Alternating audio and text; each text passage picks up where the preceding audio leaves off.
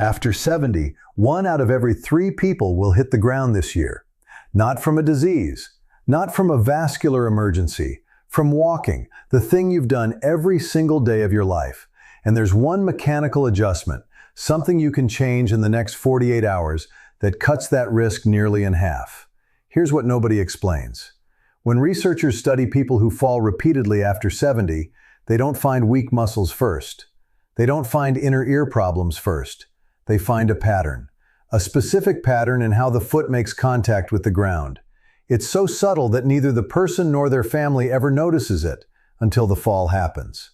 And the fall itself isn't even the real problem. What follows is. After 70, a single fall can set off a chain reaction inside the body that most people never fully recover from.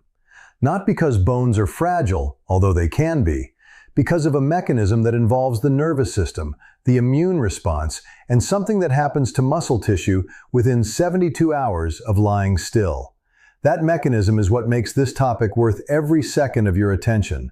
And there's something else, something about the way modern life has shaped how we move that practically guarantees this pattern develops. Once you see it, you can't unsee it. Let me talk numbers, because numbers don't lie. After 70, a fall resulting in a hip fracture leads to irreversible consequences for roughly 1 in 4 people within 12 months. 1 in 4. And it's not the fracture itself. The bone can be repaired. What can't be easily repaired is what happens during recovery.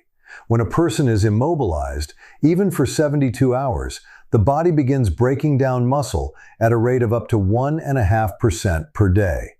At 70, you're already losing roughly 1 to 2% of muscle mass per year from sarcopenia, age-related muscle wasting. Now compress a year's worth of loss into a single week of bed rest. But that's only the first domino. The real cascade starts in the nervous system. Your proprioceptors, microscopic sensors in your joints, tendons, and the soles of your feet that tell your brain exactly where your body is in space, start losing calibration within days of inactivity. And recalibrating them at 70 takes 5 to 10 times longer than at 40. So the person recovers from the fracture. The bone heals. But the body's internal GPS, the system that kept them upright, has been scrambled. And the risk of a second fall doubles. In plain terms, one fall rewires the body to fall again. This is why researchers now call gait, the way you walk, a vital sign, not a metaphor, an actual clinical indicator as telling as blood pressure or resting pulse. A 2011 study in the Journal of the American Medical Association tracked nearly 35,000 adults over 65 and found something staggering. Gait speed predicted longevity more accurately than age, chronic conditions, or body mass index. The way you walk is telling the world how long you're likely to live. The question is, what exactly goes wrong? Here's what 20 years of studying this has taught me. The problem isn't strength, it's geometry. Watch someone over 70 walk down a hallway. 9 times out of 10, you'll see the same thing. A long stride with the heel striking the ground well ahead of the body's center of gravity. The foot lands like a brake pedal, heel first, far out front, leg nearly straight. This is called overstriding, and it's the single most dangerous biomechanical habit in aging gait. When the foot lands ahead of your center of mass, 2 things happen simultaneously. First, you create a braking force. Your own leg is working against your forward momentum. The body has to vault over that planted foot, demanding more energy and more muscular control with each step. Second, and this is the critical part, for a split second, the center of gravity sits behind the base of support. You're tipping backward before you've even completed the step. At 30, your reflexes compensate for this in milliseconds. At 70, the neural signal that corrects this imbalance has slowed by 25 to 40%. The window between slight wobble and on the ground shrinks to almost nothing. And here's the paradox most people miss. Overstriding usually starts as a compensation for feeling unstable. The person feels less secure, so they reach out with a longer step, trying to grab more ground. It feels safer. Biomechanically, it's the opposite. The very thing that feels like security is the trap. Traditional Chinese medicine described this pattern centuries before motion capture technology existed. In TCM, this reaching forward with effort while losing root is a sign of kidney qi declining, the kidneys governing bone, marrow, and what practitioners called the root, the body's connection to the earth. Different language, same observation made with remarkable precision. So what does the fix actually look like? The change is deceptively simple, and that's exactly why most people dismiss it. Shorten your stride by roughly 20 to 30%. Not shuffle, not tiptoe. Walk with your normal posture, your normal pace, but place your foot closer to your body. Instead of reaching out and planting the heel far ahead, let it land almost directly beneath your hip. Here's what happens when you do this. First, the foot contacts the ground with a softer heel strike, or a mid-foot landing instead of a hard heel slam. A 2019 study from the University of Wisconsin showed this reduces impact force on the knee by up to 15%. Second, the center of gravity stays over the base of support for the entire step cycle. That split-second window of backward instability, gone. Third, and this is what gets researchers most excited, the body activates the small stabilizer muscles around the ankle and hip that overstriding essentially switches off. The tibialis posterior, the gluteus medius, the deep fibers of the hip rotators. These are the real anti-fall system, not the big muscles, the small ones. They only fire when the body senses it needs to make micro-adjustments in real time. Overstriding bypasses them entirely. A shorter stride wakes them up. How to practice. 5 minutes a day of deliberate short stride walking. Flat indoor surface, no distractions. Focus on placing each foot under your hip, not in front of it. Think of your legs as wheels rolling beneath you, not pendulums swinging ahead of you. Within a week, this pattern begins to overwrite the old one. Within 3 weeks, research on motor pattern acquisition shows it becomes semi-automatic. The body defaults to it without conscious effort. This is the foundation. And for anyone who stops here, it's already a powerful change. But here's the thing. The stride is only the mechanical layer. Underneath it, there's an entire sensory system that governs every step you take. A system most people have never heard of. And if that system is degraded, even a perfect stride won't protect you. Your body has a sense that nobody teaches in school. Not sight, not hearing, not touch. It's called proprioception, and it's the reason you can close your eyes and still touch the tip of your nose. Proprioception is the body's internal positioning system. Thousands of microscopic sensors embedded in joints, tendons, ligaments, and the soles of the feet constantly send signals to the brain, where each limb is, how fast it's moving, how much force it's applying. The brain processes all of this below conscious awareness and makes hundreds of micro-corrections per second to keep the body upright. After 60, proprioceptive accuracy drops by roughly 30 to 50%. The sensors are still there, but the signals get weaker, slower, noisier, like GPS signal degradation. The map is right, but the dot showing your position starts to drift. What makes this dangerous is that you don't feel it happening. Vision compensates. During the day, in good light, on flat surfaces, your eyes do the work your proprioceptors used to do. You feel perfectly stable. But the moment one variable changes, a dim hallway, uneven pavement, a turn of the head while stepping off a curb, getting up at night for a glass of water, the system fails. And the fall happens so fast, there's no time to react. A 2017 study in the British Journal of Sports Medicine found that proprioceptive training reduced fall rates in adults over 65 by 39%. Not strength training, not balance boards with handles.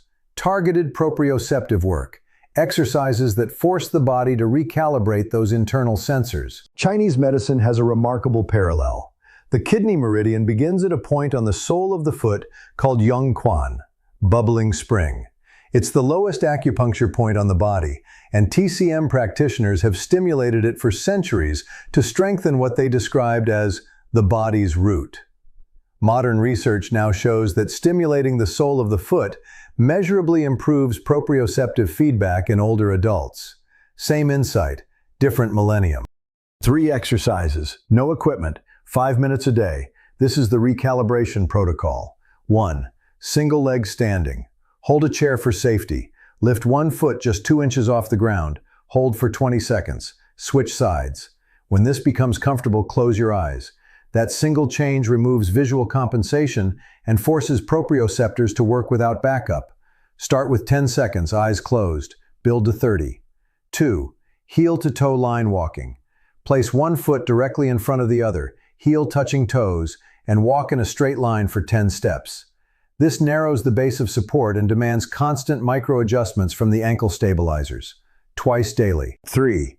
Textured surface standing. Stand barefoot on a folded towel or textured mat for 2 minutes. The uneven surface stimulates the mechanoreceptors on the sole of the foot, the very sensors that degrade fastest with age.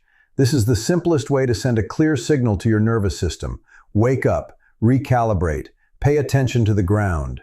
On the herbal side, 2 compounds deserve attention.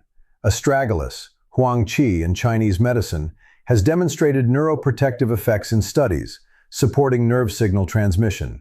Its active compounds, astragalosides, help maintain the myelin sheath, the insulation around nerve fibers that determines how fast signals travel.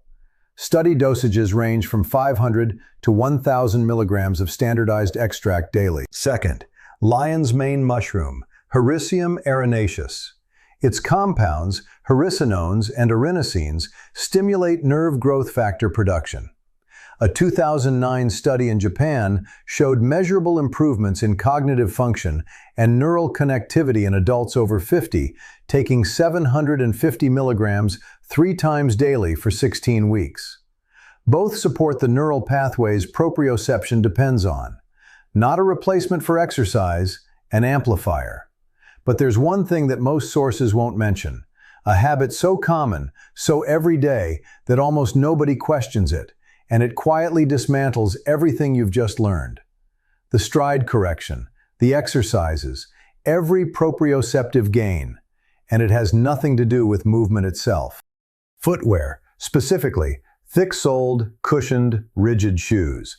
The very shoes that feel most comfortable, maximum padding, arch support, stiff soles, are systematically silencing the proprioceptive sensors in your feet. Every step in a heavily cushioned shoe is a step where the sole of the foot receives almost no information about the ground beneath it. Those thousands of mechanoreceptors on the bottom of your foot evolved to feel the earth, every texture, every slope, every subtle shift. A thick rubber sole is a blindfold on the most sensitive balance organ your body has. A 2019 study in Scientific Reports found that older adults who wore thin, flexible-soled footwear showed a 57% improvement in foot position awareness compared to those in standard cushioned shoes. 57%. From changing nothing but what was on their feet. This doesn't mean walk barefoot on concrete. It means transition, gradually, to shoes with thinner, more flexible soles, especially indoors. When you're at home, spend time barefoot or in thin socks on safe surfaces. Let your feet feel the floor again. Every minute your foot is in contact with a real surface is a minute of proprioceptive training you didn't have to schedule. And here's where the full picture comes together. Shortened stride plus proprioceptive exercises plus sensory-appropriate footwear, these aren't 3 separate interventions, they're one integrated system. The stride keeps your center of gravity safe. The exercises rebuild your internal GPS. The footwear keeps the signal coming in. Remove any one piece, and the other 2 work at half capacity. That's the part nobody assembles for you, until now. Your body was designed to walk, not just to move from one point to another, but to walk as an act of calibration, of renewal, of continuous conversation between the brain and the ground.